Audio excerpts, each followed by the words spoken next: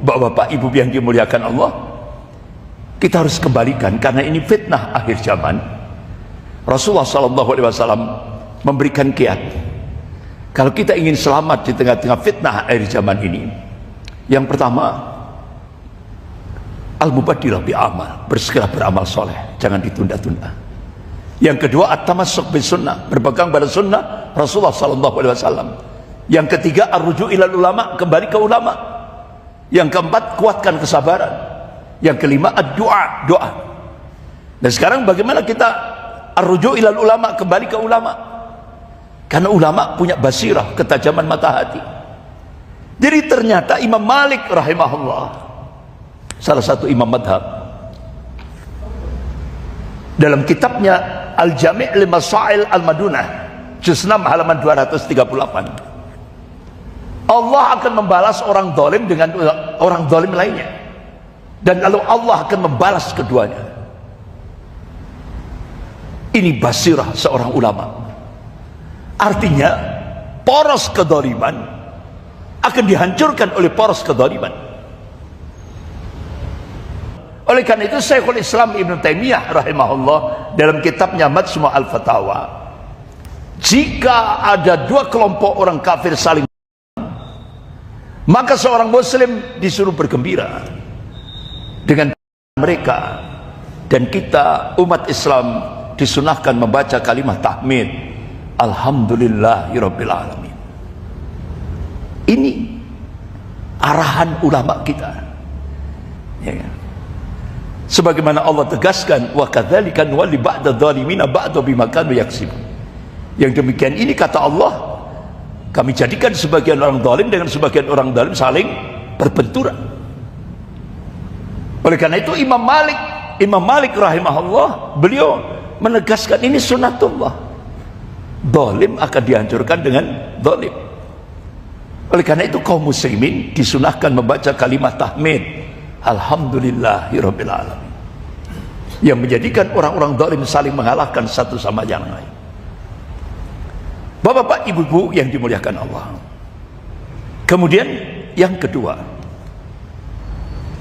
bagaimana imperialisme Amerika ketika mencengkeram Indonesia.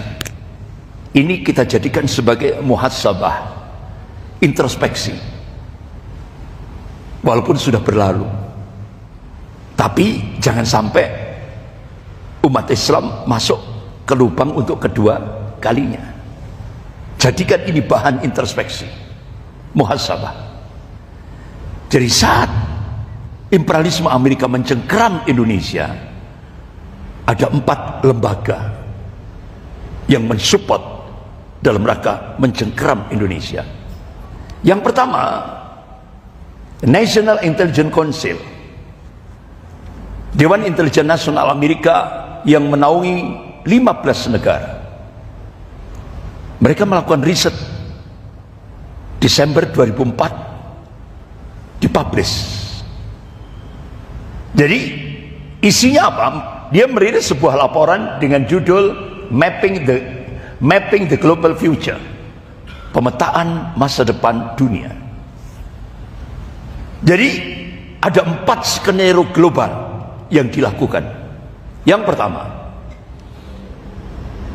dia prediksi 15 tahun ke depan, start 2020, 15 tahun start 2020, Cina dan India akan menjadi pemain penting dalam aspek ekonomi dan politik dunia. Yang kedua, Amerika akan tetap mengendalikan dunia karena kekuatan lobby Yahudi, elit global. Yang ketiga, akan muncul a new Islamic Caliphate, sebuah pemerintahan Islam global yang memberikan tantangan pada norma-norma dan nilai-nilai global barat. Masya Allah. Artinya apa? National Intelligence Council memprediksi kebangkitan Islam, kebangkitan dunia Islam tidak bisa dibendung. Dan itu start 2020. Ternyata benar. Turki, Indonesia, Pakistan, Malaysia, tidak bisa dibendung. Oleh karena itu, yang skenario yang keempat dia lakukan, apa yang dia lakukan? Cycle of fear. Dia ciptakan lingkaran ketakutan. Apa? Dia ciptakan proyek global war on, perang global melawan. Itu hakikatnya global war on Islam, global melawan Islam. Ini. Kemudian yang kedua, lembaga yang kedua yang digunakan oleh imperialisme Amerika untuk mencengkeram Indonesia, yaitu Rand Corporation. Jadi Rand Corporation ini lembaga think tank terbesar tingkat dunia milik Amerika. Pusatnya di California, Amerika Serikat. Pekerjanya hampir 1.600. Tidak ada yang S1, S2, S3. Semua profesor, guru besar di bidangnya masing-masing. Ini salah satu lembaga think tank paling berpengaruh pada policy, kebijakan pemerintah Amerika.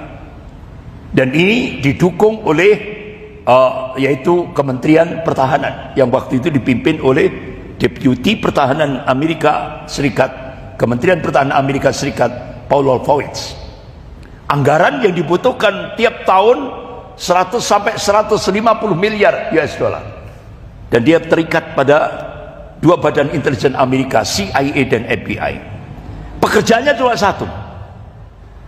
Bagaimana melakukan studi, analisa dan membahas bagaimana menghadapi Islam dan kaum muslimin. Yang akhirnya dibuatlah strategi bagaimana terhadap Islam. Ini pekerjaannya lembaga cuma satu ini, Rand Corporation. Kemudian lembaga yang ketiga yaitu The Asia Foundation dan Ford Foundation. Ini digerakkan sejak tahun 70 di Indonesia. Pusatnya di Jalan Aditya Warman nomor 40 Jakarta Selatan.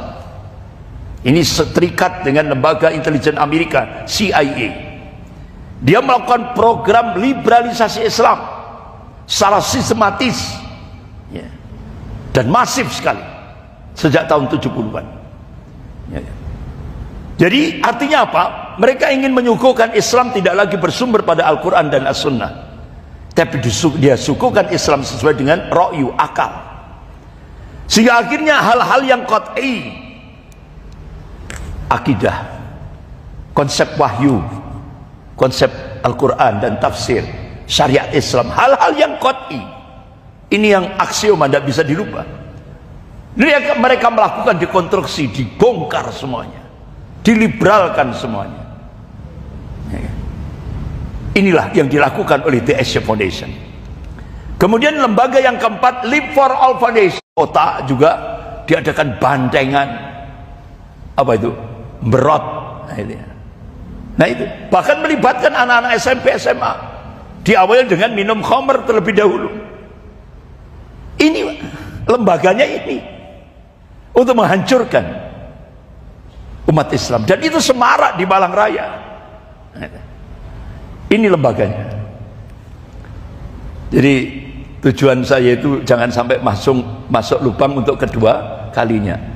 Ternyata sudah masuk, ya kan? Ternyata umat Islam sudah masuk. Pada Rasulullah sampai memberikan warning. A'udzubillahi minasyaitonir rajim. Qala Rasulullah sallallahu alaihi wasallam, la tattabi'anna sunnana man kana qablakum sibran bi sibrin wa tira'an bi tira'in. Hatta la dakhulu juhra dabbin tabi'tumum kunna ya Rasulullah al-yahud wan nasara qala faman.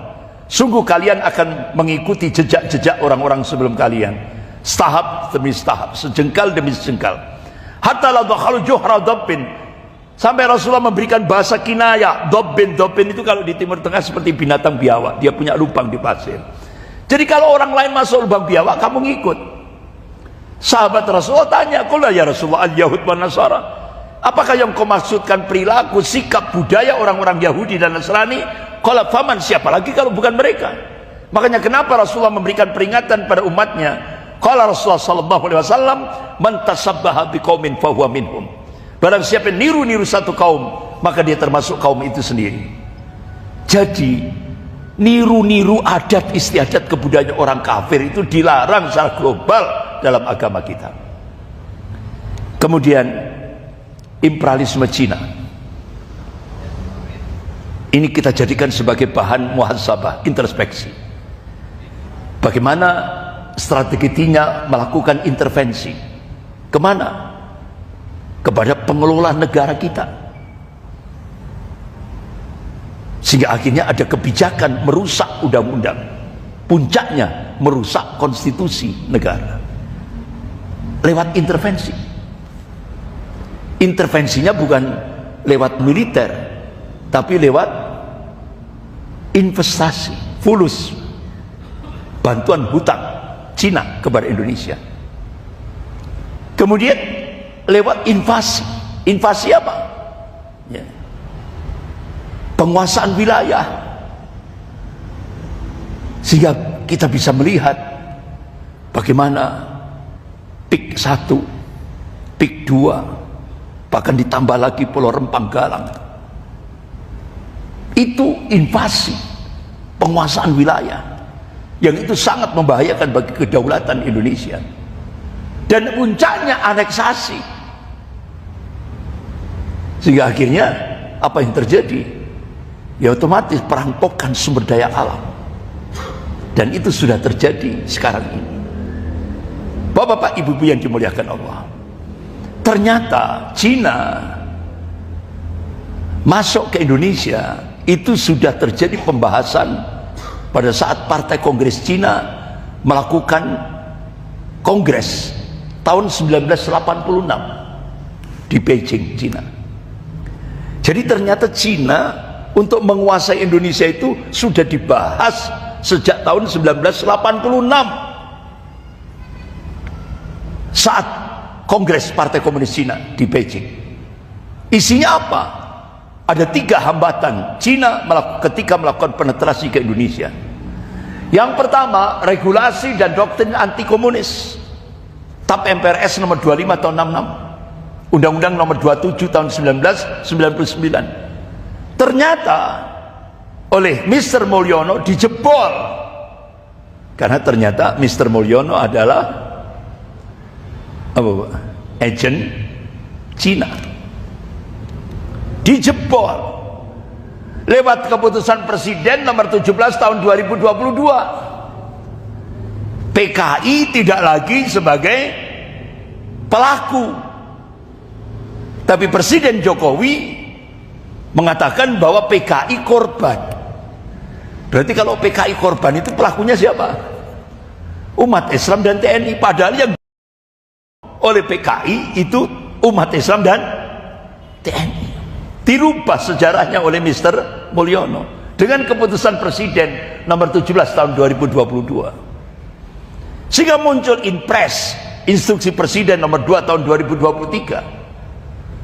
Sampai keputusan Presiden nomor 4 tahun 2023. Akhirnya pemerintah Indonesia minta maaf pada PKI. Puncaknya 5.000 keturunan anak keturunan PKI dapat santunan dari negara, kompensasi. Dan ini sudah dilaksanakan. Jebol. Hambatan pertama Cina dijebol oleh Mr. Mulyono. Kemudian hambatan yang kedua, positioning Pancasila sebagai musuh komunis, juga dijebol oleh Mr. Mulyono. Lewat apa? Ini rekam jejak digitalnya. Jadi pasca reformasi 98, kader-kader komunis bergerak silent, bergerak silent. Kalau dulu puncaknya mereka melakukan pembantaian terhadap umat Islam dan TNI. Sekarang enggak. Komunis gaya baru, dia kuasai pemerintahan, dia kuasai parlemen. Itu strateginya sekarang. Itu jejak digitalnya mulai start 2012, 2013, puncaknya 2014. Sampai akhirnya Pancasila diganti menjadi Trisila Ekasila. Ketuhanan yang Maha Esa diganti menjadi ketuhanan yang berkebudayaan. Bahkan sampai munculnya undang-undang HIP dengan keputusan Presiden nomor 24 tahun 2016 tentang hari lahir Pancasila 1 Juni. Nah, 1 Juni itu Itu pidato pribadi Soekarno. Kalau Pancasila, hari lahir Pancasila yang sesuai konstitusi itu 18 Agustus 1945.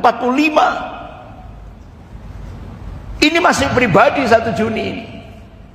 Tapi Mr. Mulyono memaksa merubah konstitusi. Akhirnya muncullah peraturan Presiden nomor 7 tahun 2018 tentang BPIP. HIP diganti BPIP. Menyusun garis-garis besar haluan ideologi Pancasila dan peta roadmap pembinaan ideologi Pancasila. Sehingga akhirnya yang dulu ketuhanan yang Maha Esa itu menjadi istilahnya pijakan dalam hidup berbangsa dan bernegara, dirubah oleh Mr. Mulyono. Diarahkan pada kehidupan sekuler. Tidak lagi ketuhanan yang Maha Esa, tapi iptek. Kita diarahkan pada kehidupan sekuler dalam kehidupan berbangsa dan bernegara. Sehingga akhirnya puncaknya Presiden memegang kekuasaan dalam pembinaan ideologi Pancasila. Sehingga Pancasila hanya sebatas undang-undang biasa. Inilah bahayanya rancangan undang-undang HIP mengadopsi manifesto PKI sebagai ideologi negara selama 10 tahun kemarin di era Mr. Mulyono, menurunkan derajat Pancasila dari inti Undang-Undang Dasar 45 menjadi sekelas undang-undang biasa, memeras Pancasila jadi Trisila Ekasila, mengganti ketuhanan yang Maha Esa dengan ketuhanan yang berkebudayaan. Puncaknya tahun 2014. Dan mengkerangkeng Pancasila dalam tafsir tunggal, rezim rasa PKI. Itu yang terjadi. Bahkan yang ketiga, hambatan Cina untuk melakukan penetrasi ke Indonesia, yaitu sikap anti komunis di kalangan umat Islam Indonesia, ternyata dijebol oleh Mr. Mulyono dengan strategi divide et impera, adu domba. Sampai sekarang jebol semuanya. Bahkan bapak-bapak, ibu yang dimuliakan Allah, selama 10 tahun, karena ini konsekuensi Indonesia mendapatkan bantuan hutang tahap pertama dari Cina. Syaratnya apa? Ini termaktub dalam sebuah nota diplomatik rahasia dengan kode referensi Beijing 1448. Isinya apa? Cina akan melakukan akselerasi percepatan menjadikan Indonesia menjadi sebuah negara sekuler. Dan itu selama 10 tahun berhasil Indonesia menjadi sebuah negara sekuler. Mulai tata sosialnya, budayanya, pendidikannya, politiknya, ekonomi, agamanya, berhasil. Bapak-bapak, ibu-ibu yang dimuliakan Allah. Bahkan di lapangan kita lihat bagaimana posisi Cina di Indonesia. Cina mengirim buruh legal dan ilegal Cina yang pernah mengikuti wajib militer datang berbondong-bondong menyusup di setiap kepulauan besar atau kecil di Indonesia. Kurang lebih 10 juta rakyat Cina daratan dimasukkan ke Indonesia. Mereka rata-rata tentara merah, membangun pabrik yang di dalam mayoritas tenaga kerja asing Cina, bahkan disinyalir pengawasnya perwira tinggi tentara Cina. Membangun kantor polisi Indonesia Cina. Cina melakukan pengeboran di lokasi Bandara Halim Perdana Kusuma. Ini kan areal vital negara. Cina bisa masuk, bahkan bisa melakukan pengeboran di lokasi vital Bandara Halim Perdana Kusuma. Bahkan proyek-proyek besar dari bahan baku sampai tenaga kerja itu dari Cina. Proyek-proyek besar itu bahan bakunya dari Cina, modalnya dari Cina, tenaga kerjanya juga dari Cina. Itu yang terjadi. Bahkan impor barang dari Cina itu banyak sekali masuk ke Indonesia. Hutang negara ke Cina semakin tinggi. Bahkan terakhir rezim Mr. Mulyono sampai 20 Oktober 2024 hampir 20.000 triliun. Ya Allah, luar biasa Pak. Yang bayar siapa itu? Ya rakyat Indonesia, bukan Mulyono. Ya, kemudian penjualan aset-aset BUMN ke Cina Berdatangannya tentara merah ke wilayah-wilayah terpencil Indonesia termasuk di Jawa Timur. Tentara merah markasnya di mana? Yang kalau Jawa Timur yang sudah saya sampaikan, Tempeh, Lumajang.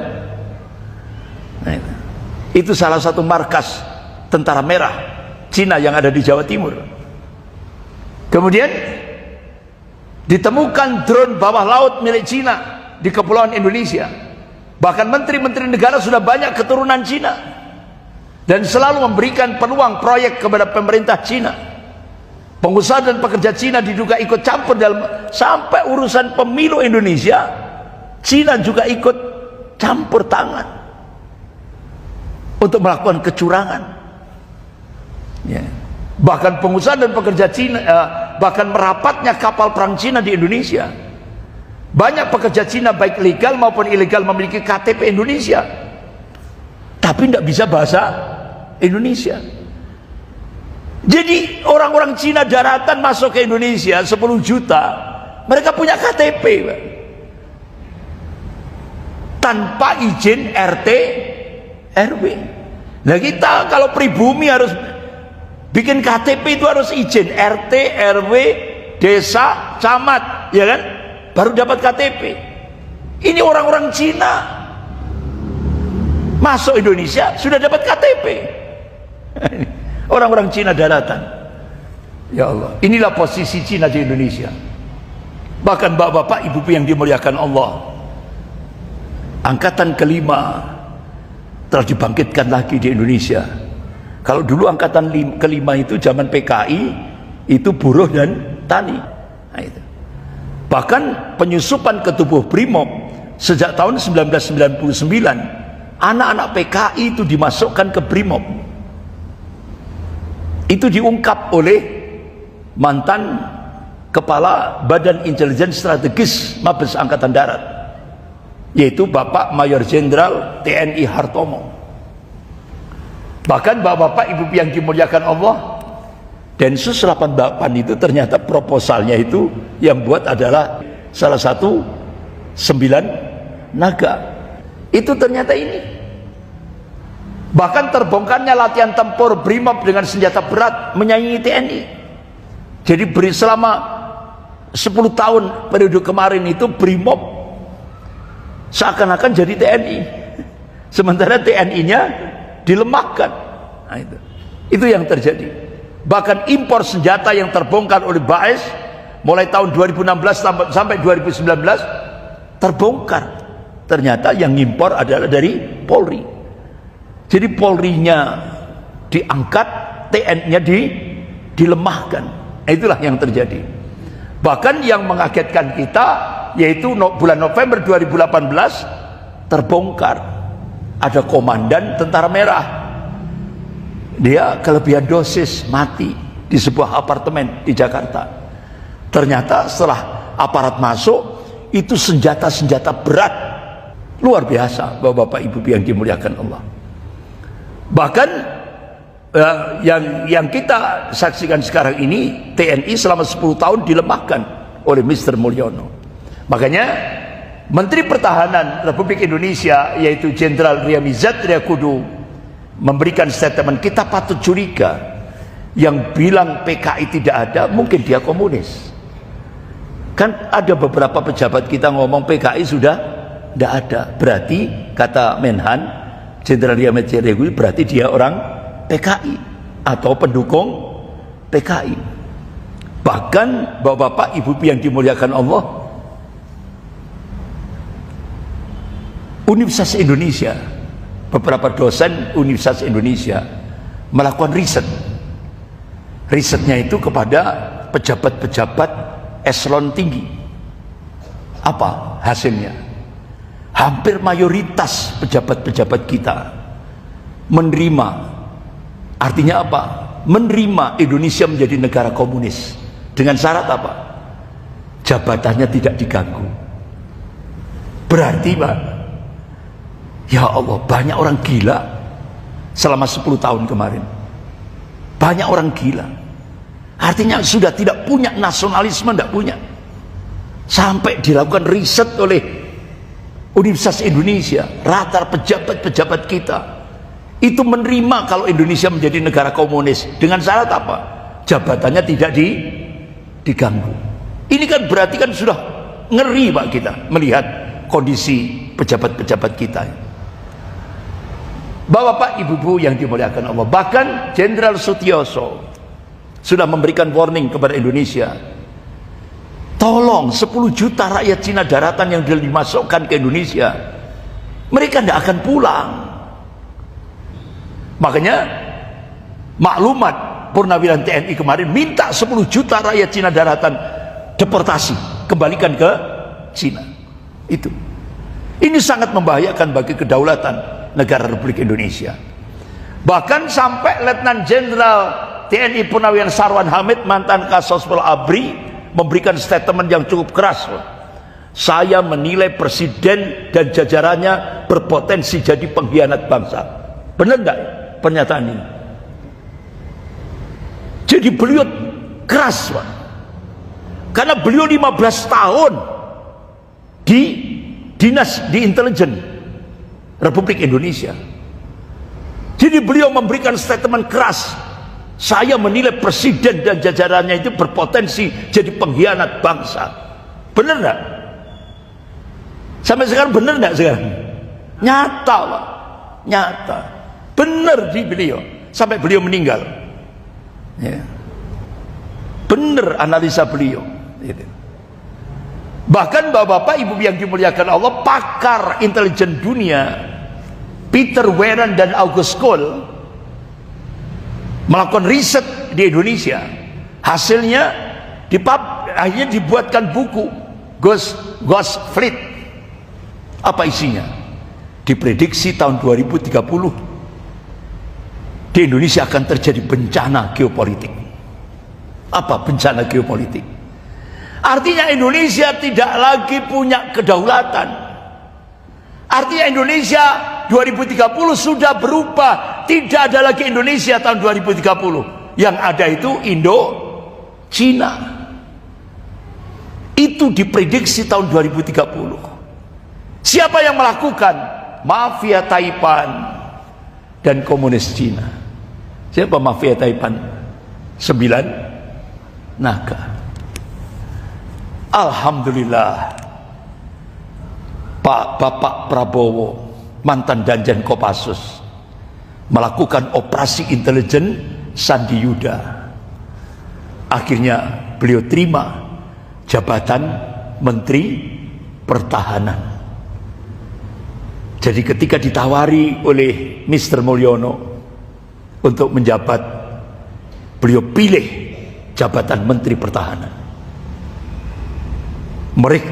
Bapak Prabowo melakukan operasi intelijen Sandi Yuda. Apa tujuannya? Tujuan yang pertama, Bapak Prabowo ingin mengetahui bagaimana rencana dan strategi Mr. Mulyono. Prabowo ingin mengetahui bagaimana roadmap peta jalan Mr. Mulyono dengan operasi intelijen Sandi Yuda. Yang ketiga, Pak Prabowo kepingin tahu bagaimana formasi kekuatan Mr. Mulyono. Alhamdulillah, tiga-tiganya sudah diketahui oleh Pak Prabowo. Sampai akhirnya Pak Prabowo masuk ke Kim. Ya kan? Kim. Sehingga akhirnya Pak Prabowo benar-benar jadi Jokower 100%. Jokower 100%. Apa kira-kira statement pertama ketika Pak Prabowo masuk Jokower 100%? Tujuannya itu operasi intelijen Sandi Yuda, penyelamatan negara Republik Indonesia. Statement pertama Pak Prabowo ketika beliau masuk Jokower 100%. Saya ketika Pilpres 2024, saya tidak ingin didukung oleh ulama. Beliau tampakkan Jokower 100%. Statement yang kedua ketika podcast dengan Najwa Shihab, saya jadi presiden karena 20 perusahaan saya kolab. saya wajib jadi presiden supaya 20 perusahaan saya bangkit. Statement yang ketiga di Hambalang, di depan ribuan pengurus Gerindra se-Indonesia, saya siap jadi pelacur politik. 3 statement itu menampakkan bahwa Pak Prabowo menjadi Jokower 100%. Akhirnya apa yang terjadi? Jabatan presiden diserahkan, artinya dapat dikuasai. Sehingga ketika di Hambalang, hidup Jokowi, terima kasih Jokowi, ya kan? Itu bahasa operasi intelijen Sandi Yuda. Itu operasi intelijen Sandi Yuda. Artinya apa? Pak Prabowo dengan jujur menyatakan, yaitu jabatan presiden itu memang itu adalah hasil kecurangan Mr. Mulyono. Nah itu. Sehingga akhirnya kita umat Islam kadang-kadang salah persepsi, dikira Pak Prabowo wis jadi presiden kok muji-muji, ya kan? Itu ndak, itu Pak Prabowo itu operasi intelijen Sandi Yuda itu dia pakai 2 tangan. Tangan pertama ngangkat, tangan yang kedua menjatuhkan. Itu makanya ketika hidup Jokowi, terima kasih Jokowi, langsung Hasto ditangkap. Apa yang terjadi? Hancur. Otomatis kejahatan Mr. Mulyono terbongkar. Nah, itulah strategi, Pak. Semua itu adalah operasi intelijen Sandi Yuda yang dilakukan oleh Pak Prabowo. Tujuannya apa? Untuk menyelamatkan Negara Kesatuan Republik Indonesia.